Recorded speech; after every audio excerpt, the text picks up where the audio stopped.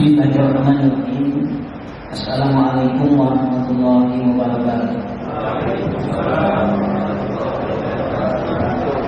Alhamdulillah wa innal hamdalillah nahmaduhu wa nasta'inuhu wa nastaghfiruh wa na'udzu billahi min shururi anfusina wa min sayyiati a'malina. Man yahdihillahu fala mudilla lahu wa man yudlil fala hadiya lahu.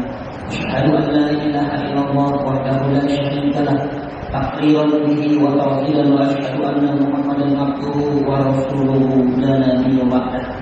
Allahumma la sahla illa ma ja'altahu sahlan wa anta taj'alul hazna idza syi'ta sahlan. Allahumma inna nas'aluka hubbaka wa hubba man ahabbaka wa hubba amalin yuqarribuna ila hubbika bi rahmatika ya arhamar rahimin. Allahumma faqihna fid-din wa 'allimna at-ta'wil. Amin ya rabbal alamin. Alhamdulillahirabbil alamin. Mudah-mudahan itikaf singkat kita pada siang hari ini seluruhnya disertai dengan rahmat, berkah dan ridha dari Allah Subhanahu wa taala. Amin ya rabbal alamin. Bapak Ibu jamaah salat zuhur yang dimuliakan Allah, kesempatan yang berbahagia ini kita masih melanjutkan pembahasan kita di surah At-Tariq.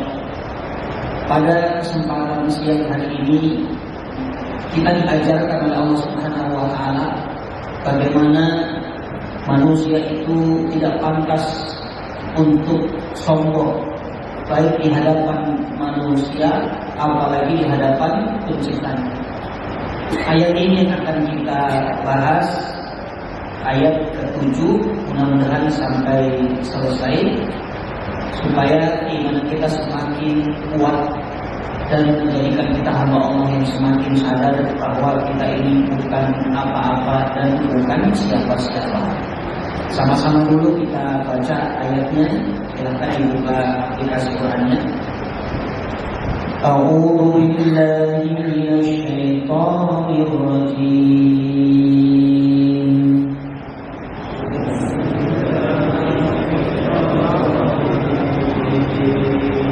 Bismillahirrahmanirrahim.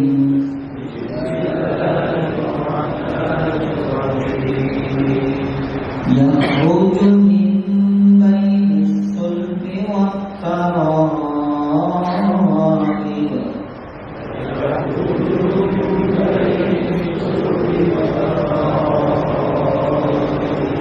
Innahu ala raj'ihi laqadir.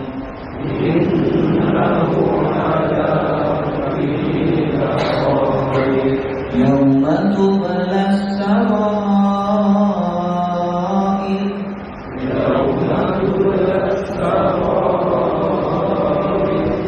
Fama lahu min quwwatin wa la nasir.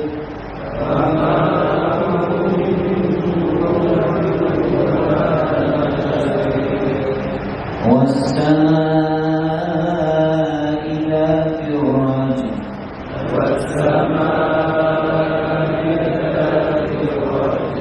Wal-ardi dhatis sadr. Innahu laqawlun fasl.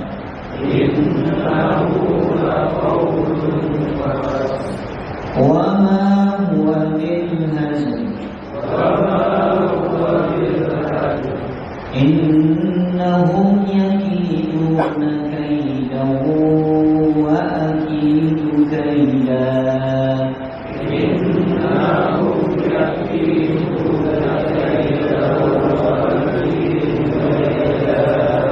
Famahhilil kafirina amhilhum ruwaida.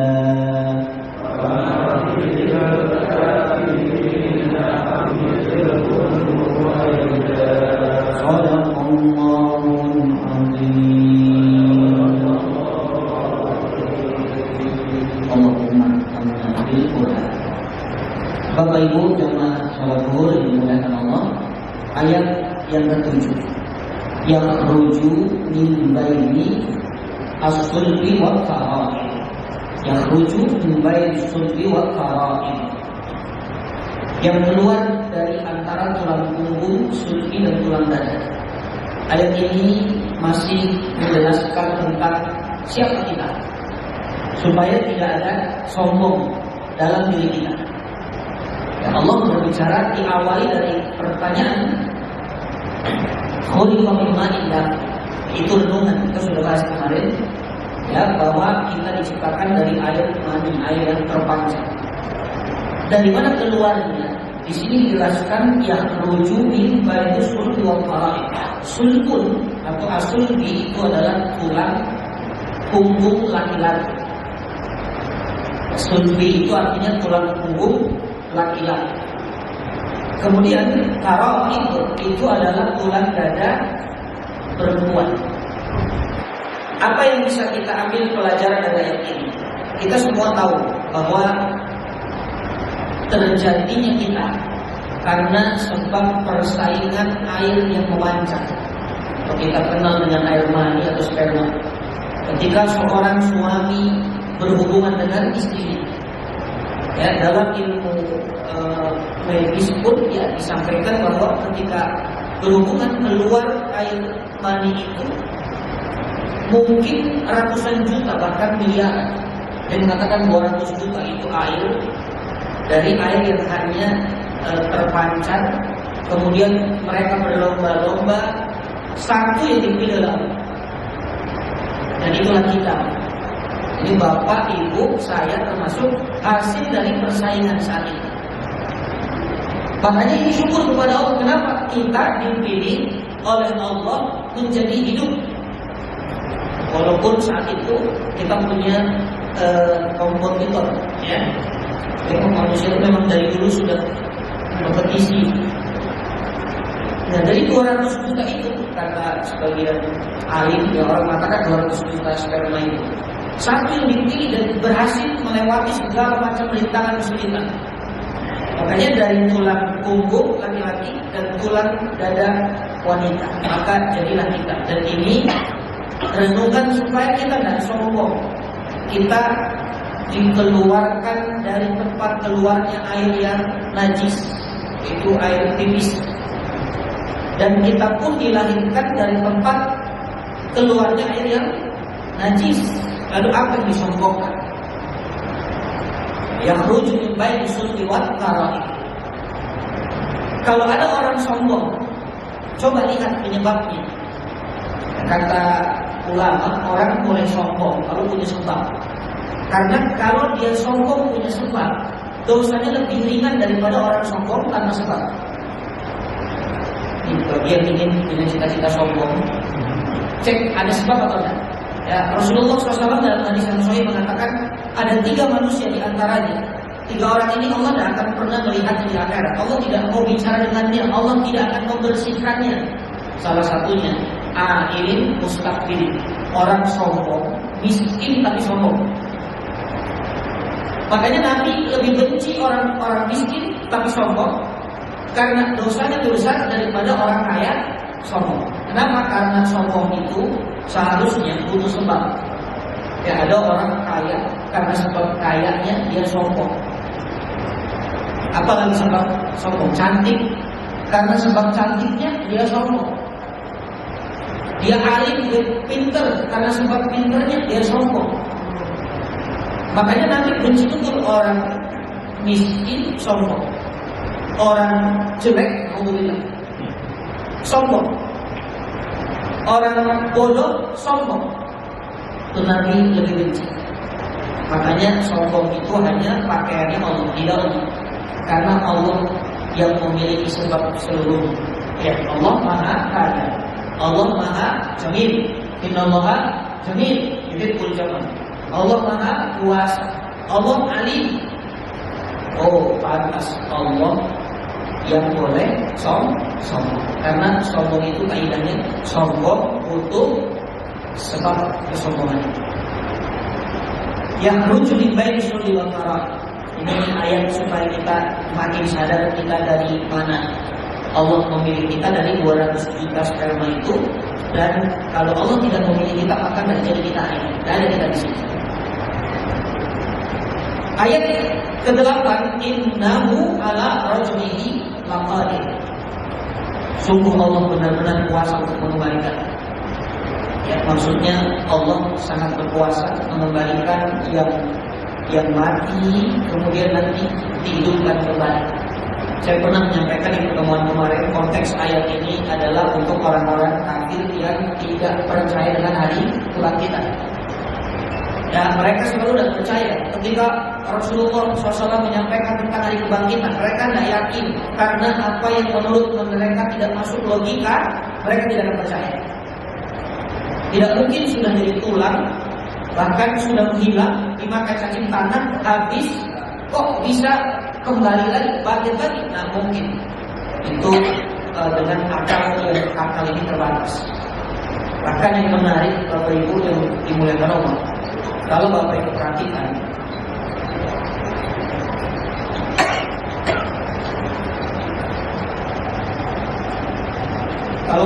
perhatikan, ayat ini, subhanallah, dari ayat 7 sampai ayat 8. Coba dilihat, ayat 7, ayat 8. Allah berbicara tentang dari mana kita diciptakan. Lalu tiba-tiba Allah berbicara tentang begitu mudah Allah mengembalikan. Allah tidak bicara kehidupan.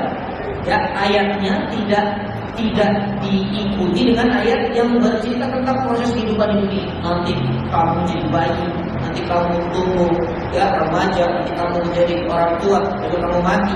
Ya, Allah tidak bicara itu. Ketika Allah sampaikan yang keluar di antara tulang sulbi dan tulang dada, tiba-tiba Allah katakan sungguh Allah benar-benar kuasa mengembalikan. Ya, kata para ulama, ini menunjukkan betapa kehidupan itu singkat.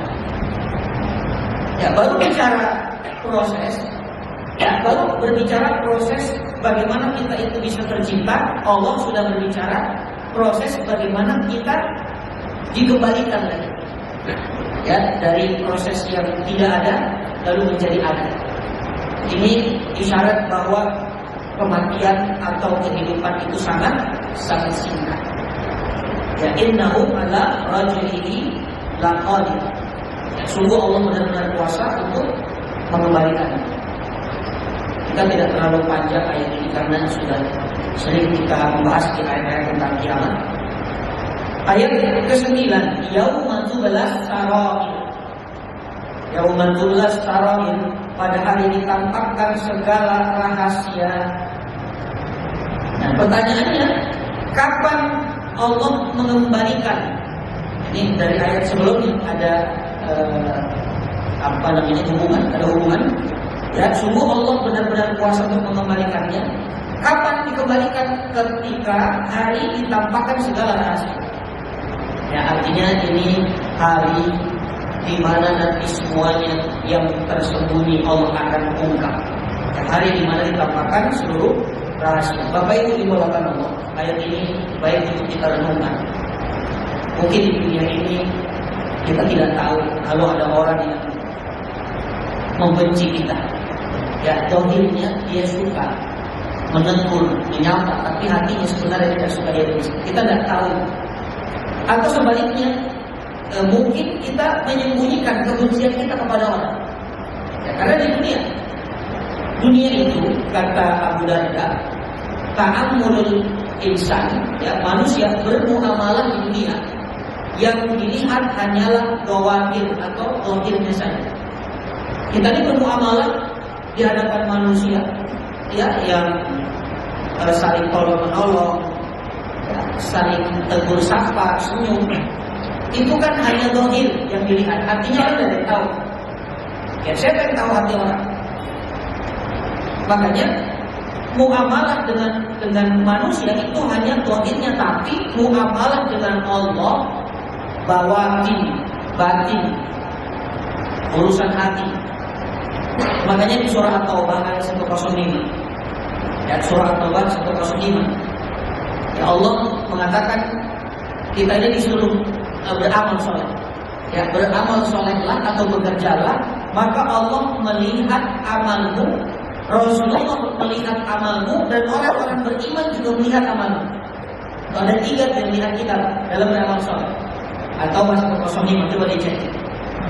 Jadi yang melihat kita beramal, bekerja, melakukan sesuatu itu ada 3. 1, Allah melihat kita. Yang kedua, Rasulullah melihat kita. Yang ketiga, orang-orang beriman melihat kita. Nah, pertanyaannya, kenapa Allah melihat kita? Karena Allah melihat dari aspek hati, niat. Hanya Allah yang bisa lihat niatnya. Rasulullah tidak tahu niat kita. Orang beriman tidak tahu niat kita. Makanya urusan niat kalbu yang rahasia itu Allah bagiannya. Sehingga kata ulama, Allah itu tidak lihat apa yang kamu lakukan, tapi Allah melihat apa yang kamu niatkan. Di dalam beramal soleh selalu dikatakan innamal a'malu binniyat. Niat yang dijaga. Yang kedua, Rasul melihat. Nah, kenapa Rasulullah melihat? Rasul SAW melihat dari aspek tuntunan. Sesuai dengan yang aku contohkan kata Nabi. Ini jangan-jangan dia puasa tapi tidak sesuai. Jangan-jangan dia sholat tapi dia tidak mengikuti apa yang aku ajarkan. Karena kata Nabi, shollu kama ra'aitumuni usolli, sholat sebagaimana engkau melihat aku sholat. Artinya Rasul juga akan melihat ini sholatnya seperti yang aku perintahkan atau tidak. Makanya ibadah pakai tuntunan, bukan perasaan. Saya beberapa kali menyampaikan ibadah itu berdasarkan tuntunan, bukan berdasarkan perasaan. Karena banyak orang ibadah pakai perasaan. Perasaan tak enak kalau udah. Jadi dia rasa-rasa sama orang.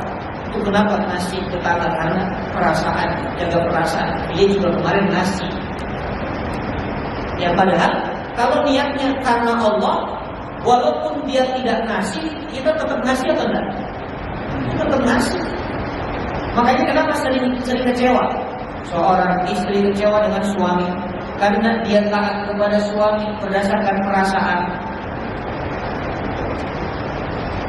Sehingga ketika suaminya berbuat kesalahan, apa yang dia katakan?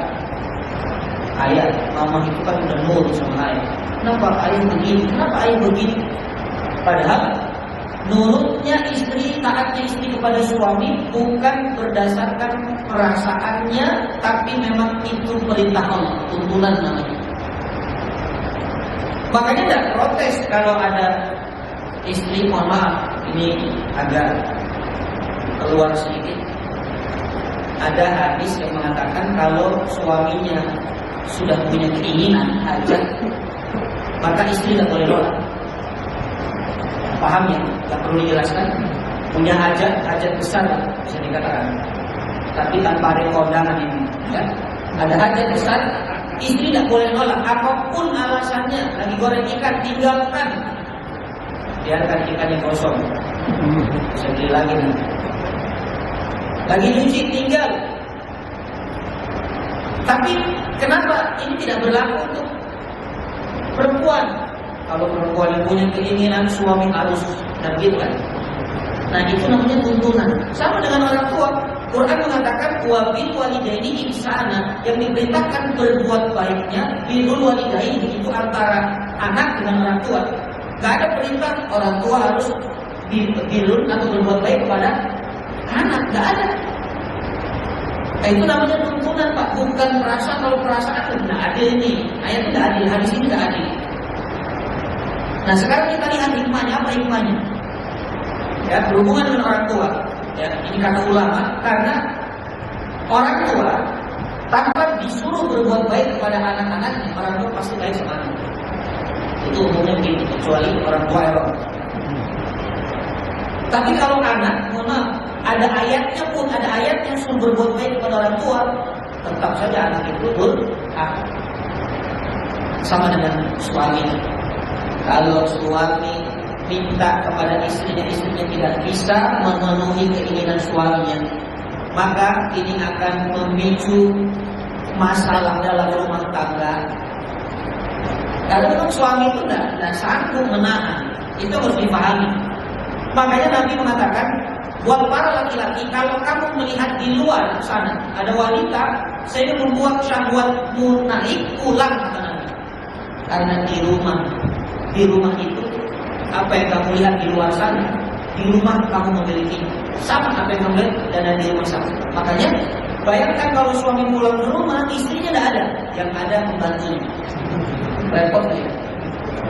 Itulah kenapa wanita itu lebih bagus di rumah.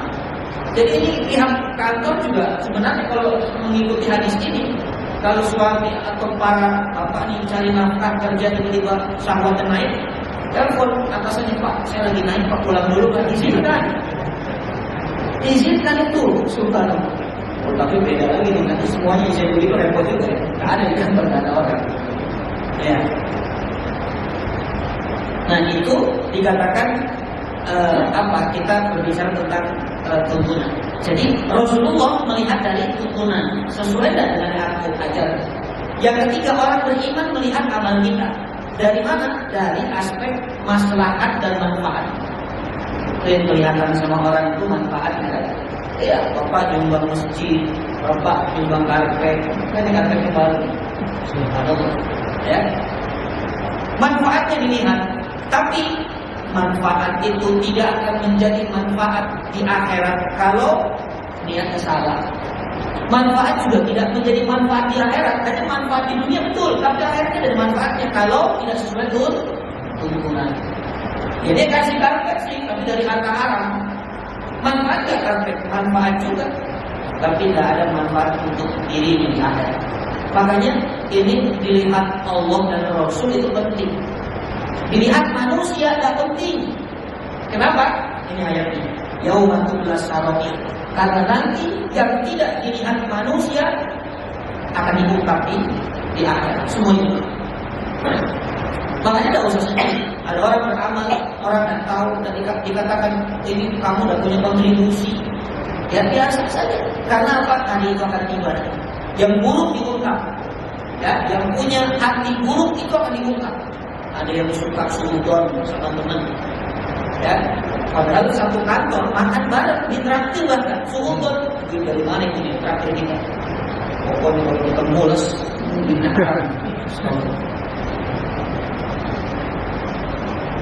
begitupun yang baik-baik, ada orang baik sangka, orang tidak tahu kita baik sangka, tidak usah disampaikan.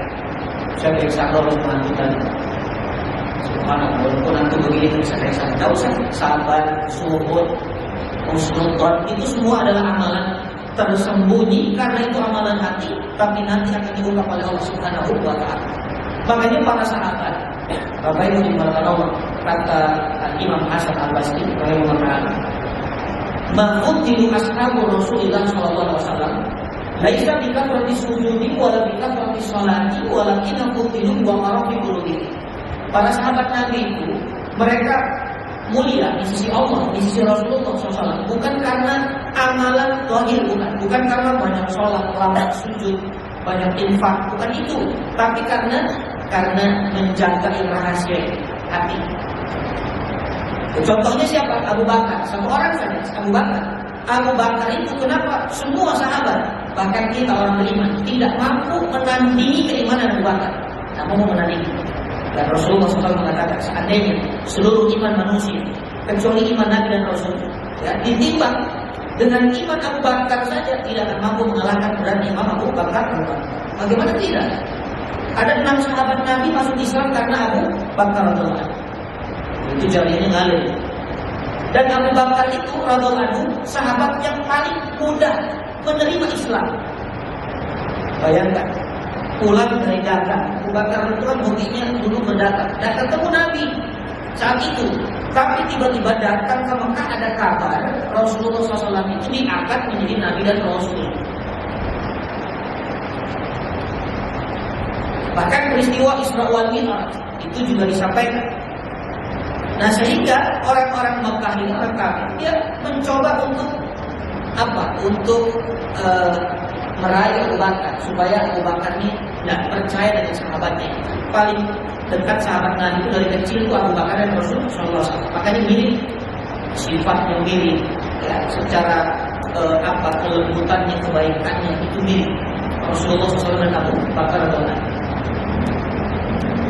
Nah sehingga saat itu ada kabar dari orang kafir itu Abu Jahal, Abu Lahab. Dia katakan Abu Bakar sahabatmu itu temanmu gila ya. Aku nanti Subhanallah. Dan datang kepada Rasulullah SAW, ya Rasulullah, apakah benar yang disampaikan ini? Abu Bakar dikatakan, ya Rasulullah, ketika Nabi cerita aku begini-begini, tadi malam aku dari sini ke sana dan sampai lagi saat ini sudah sampai ke sini. Abu Bakar tidak banyak komentar. Abu Bakar segera mengatakan, ya Rasulullah, ya Muhammad, lebih dari itu ceritanya tidak masuk akal. Lebih dari itu, lebih tidak masuk akal dari itu, aku percaya. Subhanallah, itu iman Abu Bakar. Maka Abu Bakar mengatakan, seandainya di hadapanku ada warna hitam, Rasulullah SAW mengatakan itu warna putih, aku akan dustakan mataku dan aku katakan itu warna hitam. Atau aku katakan itu warna putih. Saking Abu Bakar itu sahabat yang sangat mudah untuk meyakini apa yang dibawa oleh Nabi SAW. Beda dengan Salman Al-Farisi. Salman Al-Farisi itu tanya dulu, cek ini kasih hadiah. Kalau terima hadiah berarti Nabi.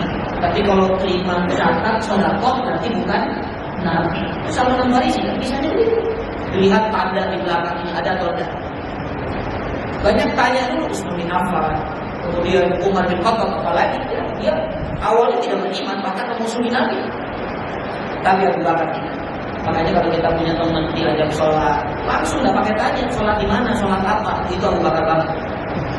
Iya, diajak ngaji, nggak banyak komentar, ngaji apa, ustaznya siapa, jam berapa selesainya. Nah, kalau nanya terus nggak pernah mau, itu namanya Abu Jahal. Kita punya teman di kalangan mana? Kalau ada seorang akhwat diajak nikah, bukti ayo nikah, ayo, itu Abu Bakar versi perempuan. Gak usah tanya-tanya, yakin sudah dia ngajak nikah ini orang benar. Yang gak benar itu yang ngajak pacaran, gak benar. Ini ngajak nikah itu sudah tanda-tanda itu laki-laki yang serius, karena menghalalkan. Walaupun harus dicek lagi nanti, dia sudah punya istri belum, gak akan ada masalah nanti. Subhanallah, itu dikatakan bagaimana amalan-amalan para sahabat Nabi bukan karena fisik atau zahirnya, tapi karena batin hati. Makanya ayat ini Yaumatul Sharaid ini memberikan keterangan kepada orang-orang yang beriman bahwa nanti yang tersembunyi akan mengungkapkan semua, tidak ada rahasia. Bapak Ibu dimuliakan Allah, di ayat 10, fama lahu min quwwatin wala nasir. Nah, kapan ditampakkan rahasia ini? Di ayat itu nyambung, Pak, ya, munasib Quran ini. Kapan ditampakkan rahasia? Fama lahu min quwwatin wala nasir. Ketika manusia itu sudah tidak ada lagi kekuatan, tidak ada lagi penolong baginya. Sudah tidak ada kekuatan. Kalau di dunia kita dicemarkan nama baik kita, misalnya ada lawyer, ya kan? Kita semua pengacara, makin banyak harta kita miliki, makin mahal pengacara kita sewa. Ada 15 pengacara. Iya. Kalau di dunia bisa ada penolong, ada ajudan, ada lapor polisi, ada mungkin pakai backingan dari tentara. Tapi nanti itu tidak ada lagi. Kekuatan kita, penolong kita hanya amal soleh. Amal soleh ini kekuatan kita hanya amal soleh. Makanya manusia itu, Imam Ibnu Hajar mengatakan manusia itu ada 3 dalam dirinya. Ada yang nanti kembali kepada Allah, ya, yang 3 ini. Yang pertama kembali kepada Allah. Kemudian yang kedua kembali kepada cacing tanah. Yang ketiga kembali kepada dirinya sendiri. Yang kembali kepada Allah ruh namanya, yang kembali kepada cacing tanah jasad namanya, yang kembali kepada dirinya amal soleh atau buruk namanya. Itu yang menemani kita. Walaupun kalau nanti dapat syafaat, maaf, syafaat itu kan ada syafaat dari Allah, syafaat dari Rasulullah, ada syafaat orang miskin yang kita cintai, ada syafaat anak yatim yang kita pelihara, ada syafaat teman-teman soleh yang kita berteman dengannya di dunia. Tapi semua syafaat itu kata ulama tidak mungkin bisa diberikan kalau orang ini tidak punya amal soleh. Makanya orang kafir tidak dapat syafaat. Kenapa? Dia punya amal. Jadi yang menentukan, yang menyelamatkan kita, yang menolong kita itu adalah amal soleh. Kenapa kita sholat, kita ngaji, kita baca Quran, kita puasa, kita kurban kemarin? mendapatkan pertolongan, kita ingin mendapatkan kekuatan di saat diungkap semua rahasia, tidak ada kekuatan, tidak ada pertolongan kecuali dari amal soleh. Subhanallah. Bapak Ibu dimulakan Allah. Fama lahu min quwwatin wala nasir. Was-sama'i dzatir rajul, demi langit yang mengandung hujan. Sama yang pertama di ayat pertama, was-sama'i wat-thariq. Sama yang pertama tidak sama dengan sama yang kedua. Saya sering menyampaikan Quran itu tidak mungkin diulang-ulang. Ya. Jadi Allah ketika berkalam, tidak mungkin kalamnya itu tidak punya makna, tidak punya tujuan, tidak mungkin ada pengulangan di sana. Dulu ketika kita bahas surah Al-Alaq, masih ingat Bapak Ibu ada ayat ini, khuliqal insana min 'alaq, allamal iqra bismi rabbikal ladzi khalaq, khalaqal insana min 'alaq, iqra wa rabbukal akram alladzi 'allama bil qalam. Ada ayat alladzi 'allama bil qalam. Apa artinya? Allah yang mengajarkan kita yang mengajarkan manusia dengan qalam. Qalam itu kan pulpen, bahasa Arab ya, pena. Kenalan kita akan bertanya bagaimana cara Allah mengajarkan kita dengan pena. Tidak mungkin. Ketika Jibril datang ke Jabal Nur, ke Gua Hira saat itu kan tidak bawa pulpen. Iqra ya Muhammad, ini ada bapak tulis. Iqra kan tidak begitu. Lalu qalam ini maknanya apa? Nah, mungkin Allah berkata, Allah berfirman, tapi salah.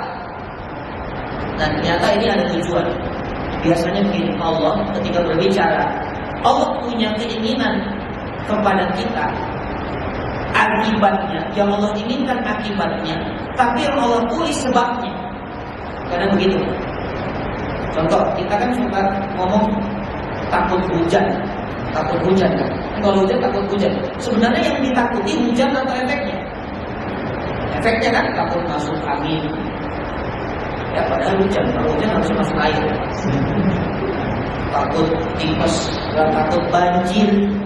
Padahal yang kita takuti hujan, tapi efeknya lebih menakutkan. Nah sama ketika Allah katakan alladzi 'allama bil qalam, yang mengajarkanmu dengan pulpen. Pulpen itu sebab, akibatnya tulisan. Karena ada pulpen, ada tulisan.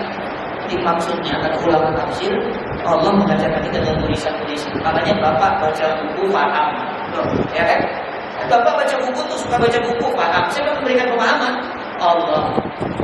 Kita ngaji nih, ada Al-Quran paham dari tulisan, bukan Allah langsung menyampaikan, dari tulisan-tulisan Allah Subhanahu Wa Taala, dari firman Allah, dari kitab Allah, melalui kitab-kitab para ulama, para mufassirin menyampaikan bagaimana isi kandungan dari ayat-ayat itu kalam Allah. Sama ketika bicara sama yang pertama, kata ulama, itu adalah langit dunia. Was-sama'i wat-thariq, itu langit dunia. Makanya thariq itu kan kemarin artinya bintang kan. Bintang mutaqin, bintang. Kenapa? Karena bintang hubungannya dengan langit dunia. Karena kalau tidak ada bintang, tidak ada keindahan langit itu. Ya kan, makanya ada pepatah itu, wajahmu itu bagaikan bintang yang di sini. Kalau bagikan rembulan suka marah, karena begitu dicek oleh NASA, rembulan itu bopeng. Bintang itu bercahaya, subhanallah. Nah, was-sama yang di sini, was-sama yang di sini kata ulama tafsir, ini adalah, ada yang mengatakan ini awan. Ya, awan. Kenapa? Karena hubungannya dengan hujan. Tuh, jadi gampang Pak. Ini kaidah. Apa hubungannya langit dengan hujan? Berarti yang kira-kira dekat dengan hujan itu apa di langit? Awan. Kalau yang ayat pertama yang hubungannya dengan bintang itu apa? Ya langit. Nah sehingga kata sebagian ulama tafsir, demi awan yang mengandung hujan. Maka awan yang mengeluarkan air itu. Bahkan kita pernah bahas di surah An-Naba, itu awan memeras, ya, awan memeras sehingga jatuh itu air. Itu pendekatan tafsir. Pendekatan sains, ya, ini diteliti. orang yang memang dia mencari ini apa kehebatan ayat Quran ini, mukjizat Quran. Ternyata memang roja itu kan satu akar kata dengan roja yang rujuk kembali. Ya. Innalillahi wa inna ilaihi raji'un itu akar kata kembali. Jadi kalau secara pendekatan ilmu sains dikatakan langit yang mengembalikan. Ya memang ternyata tidak apa, ada benturan Pak, maknanya. Coba bayangkan, air hujan itu dari mana? Dari laut kan? Matahari melakukan apa namanya? Itu air kalau dipanaskan itu apa? Terjadinya apa? Ngantuk, ya kan? Ya, muak kan ngantuk. Ya itu air kan menguap ke atas kan? Hujan itu kita sudah belajar dari SD, pertukaran hujan. Dari bumi ada matahari itu kan naik, disimpan di awan, lalu nanti turun lagi itu terus kan? Artinya jadi tidak bertabrakan, langit yang mengembalikan. Bisa diartikan juga sama. Dan kalau secara pendekatan sains ini bukan lagi berhubungan dengan hujan, tapi sekarang terbukti teknologi. Jadi Bapak orang-orang TV pasti pahami. Itu acara bisa lari ke TV, naik dulu ke atas itu. Pakai satelit kan? Balik-balik kan? Balik. Termasuk kita handphone ini kan naik dulu itu. Kita mau telepon ke nomor ini kan nggak langsung naik. Ada satelitnya, makanya ada sutet power besar itu naik terus ke atas, balik lagi Pak. Itu diteliti Pak oleh para ilmuwan yang memang dia pencinta sains. Ayat Quran itu nggak bisa lepas daripada teknologi. Subhanallah, ini ijaz Quran. Ya, wasama ilatil rajul. Wal ardi dzati sadad, dan bumi yang punya tumbuh-tumbuhan. Nah, kalau bumi itu menumbuhkan, tapi tanpa ada air itu tidak mungkin tumbuh. Sama, maaf, kita kembali ke ayat sebelumnya tadi. Kita ini hidup karena air, sperma, air mani. Tumbuhan ini tumbuh karena air hujan. Jadi air itu kehidupan. Dalam Quran dikatakan segala kehidupan ini dari air. Semuanya dari air sumbernya. Makanya air presentasinya lebih besar daripada daratan. Dikata ulama, air mani memberikan kita hidup. Air hujan memberikan kita kehidupan. Itu kesimpulan dari dua ayat ini. Ya, dikatakan bahwa bumi ini 4 tumbuh-tumbuhan karena air itu. Soda itu artinya juga dikatakan dia membelah. Soda itu membelah. Jadi kalau bumi tidak terbelah, tidak mungkin tumbuhan keluar. Coba Bapak tanam toge itu kan dibelah, baru muncul itu tunas tumbuhan itu. Dan air kalau sudah banyak dia membelah, apapun dibelah. Ada jembatan terbelah, ya. Subhanallah. Maka ini kekuasaan Allah. Allah yang sampaikan bahwa kita ini dari air, kita dari air. Kemudian ayat selanjutnya, innahu laqaulun fasl wa ma huwa bil hasad. Nah, selesaikan hari ini. Sungguh Al-Qur'an itu benar-benar firman Allah, ya, yang memisahkan antara hak dan batil. Fasl itu memisahkan. Kalau wasl nyambung, ya. Fasl memisahkan mana hak mana batil. Sungguh mereka orang kafir, atau dikatakan Al-Quran itu bukan sendaguro. Ayat 13-14 ini ancaman bagi orang yang meremehkan Al-Quranul Karim, apalagi diolok-olok jadi bahan mainan. Karena sekarang terbukti, mungkin dulu siapa yang mau main dengan ayat Quran? Orang-orang yang beriman, mungkin lah. Ya, ternyata sekarang terbukti ngakunya muslim, tapi terkadang dia membela orang yang jelas-jelas melecehkan firman Allah. Lagi ramai kemarin di sosial media orang yang bikin AI, dia berenang di neraka, ya kan? Itu ramai kan? Dia dengan entengnya mengatakan, bro, mabar di sini apa lagi itu kalimatnya? Saya tidak begitu menyimak, tapi saya tahu itu, dan itu ramai dibahas. Itu kan kadang-kadang yang membela, ada yang komentar dan suka, dia jangan kalau agama. Ada juga yang komentar, itu aja baper, itu kan cuma AI, itu kan cuma. Jangan-jangan itu orang muslim yang begitu. Padahal kalau kita lihat dulu zaman Nabi, ketika Rasulullah SAW menyampaikan wama minkum illa waliduha, surah Maryam yang berbicara tentang bahwa tidak ada satu orang pun di antara kalian kecuali akan masuk ke dalam neraka. Wama minkum illa waliduha. Itu para sahabat Pak kesaksiannya, kami bergetar dan seperti badan kami tak bertulang. Bayangkan. Itu para sahabat yang sudah dekat dengan Nabi, sudah dijamin surga di antaranya. Tapi ketika mendengar kata-kata neraka itu bergetar tanpa seperti tidak bertulang. Ya presto, bayangkan. Ini ada orang akhir zaman, belum jelas surganya, ya belum tentu ketemu nabinya, belum benar amal solehnya, dia main-main dengan nerakanya Allah. La haula wala quwwata illa billah. Hati-hati ya, karena yang mereka olok-olok itu bukan sendal gurau. Jadi apa yang ada di Quran itu pasti kejadian. Ya, tidak mungkin Quran itu berbohong. Kalimatnya dari kita mulai raiba. Makanya mudah-mudahan mengajarkan kita dari sifat-sifat mengolok-olok Al-Quran mereka. Amin ya rabbal alamin. Innahum yakiduna kaidan, lanjutkan. Wa aqimu kaidan. Nah, kenapa orang-orang kafir itu begitu? Ya agak kurang sendal gurau. Memang mereka itu punya rencana. Selalu dari dulu mereka punya rencana jahat buat makar. Ya kan? Padahal makar Allah itu lebih hebat lagi sebenarnya. Tapi Allah kuatkan dan aku pun membuat rencana budaya yang unik bagi mereka. Jadi sebenarnya mereka itu menipu, tapi mereka sebenarnya tertipu. Mereka tidak sadar. Nah di ayat terakhirnya ditutup dengan famahil kafirin amhilhum ruwaida, karena itu berilah penangguhan kepada orang-orang kafir. Berilah mereka kesempatan untuk sementara waktu. Jadi sebenarnya Rasulullah SAW itu sangat mampu kalau ingin menghancurkan orang kafir tadi. Ya, sangat mampu. Hanya tinggal minta sama Allah. Berapa kali Jibril memberikan penawaran, ya Muhammad, kalau kamu ingin kami hancurkan orang-orang Quraisy itu, kami hancurkan dengan 2 Jabal Quraisy. Tapi subhanallah, ya apa kata Allah? Kasih penangguhan supaya mereka punya kesempatan.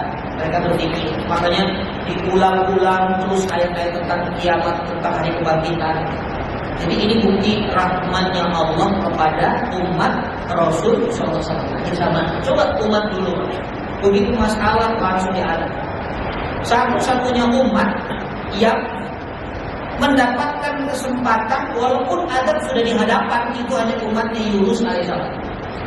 Umat Nabi Yunus itu kan bandel tuh. Kata Allah 3 hari kalau tidak beriman, aku akan kirimkan adab. Ternyata benar 3 hari dan juga beriman. Tapi Yunusnya alaihissalam sudah keluar meninggalkan kaumnya. Itu pelajaran meninggalkan dakwah Yunus alaihissalam masuk ke perut ikan. Kita kadang-kadang tidak mau dakwah masih kasih makan ikan. Subhanallah. Sehingga Allah kirim adab, ya ada halilintar, ada petir, ada langit gelap saat itu. Tapi mereka sadar. Aman Nabi Rabbi Yunus, kami beriman kepada Tuhan Yunus, kami beriman kepada Tuhan Yunus. Allah singkirkan adab itu, Allah ampuni. Jadi masih ada satu pintu namanya taubat. Nah ini terjadi kepada umat Rasulullah SAW. Allah tidak langsung kirim adab. Ya Allah berikan kesempatan sehingga kata Allah, famahil kafirin amhilu waila. Berilah penangguhan kepada orang kafir. Biarkan jangan langsung dihabisi. Ya mudah-mudahan ada kesempatan ya bisa nanti dia berubah, dia taubat kepada Allah Subhanahu wa taala. Jadi ayat-ayat At-Tariq ini memberikan pelajaran kepada kita bahwa ternyata tidak pantas bagi kita manusia sombong di hadapan Allah Subhanahu wa taala, di hadapan makhluk Allah Subhanahu wa taala, karena kesombongan hanya milik Allah Subhanahu wa taala. Itu di antara ayat yang paling kuat. Kenapa Allah cerita tentang proses penciptaan kita, ya, sampai nanti proses dibangkitkan kita. Karena kalau kita sadar siapa kita, dari mana kita, mudah-mudahan kita tahu siapa yang menciptakan kita, sehingga membuat kekuatan keyakinan kita kepada Allah Subhanahu wa taala. Saya kira ini yang bisa saya sampaikan. Alhamdulillah kita selesai surah At-Tariq. Mudah-mudahan menambah hasanah dan kebaikan. Jazakumullah khair ala husni istima'ikum. Aku minal doa. Assalamualaikum warahmatullahi wabarakatuh.